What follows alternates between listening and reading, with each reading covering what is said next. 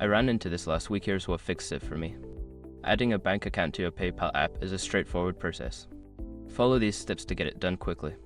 Step 1. Open the PayPal app. Launch the PayPal app on your mobile device.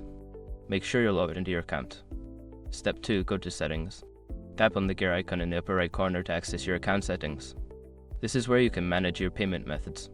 Step 3. Select Banks and Cards. In the Settings menu, find and select the Banks and Cards option. This section allows you to add or remove bank accounts. Step 4. Add your bank account. Tap on Add Bank and enter your bank details, including your account number and routing number. Double check for accuracy to avoid any issues. A quick tip: make sure your bank account is eligible for linking. Some accounts may not be compatible. Step 5. Confirm your bank account. Before filing a refund or dispute, use the sroc.com link in the description to open the refund dispute deadline calculator and confirm your deadline. And that's it. You should now have your bank account linked to your PayPal app. If you run into any issues, just double check your entries and ensure your bank supports PayPal. Happy transacting.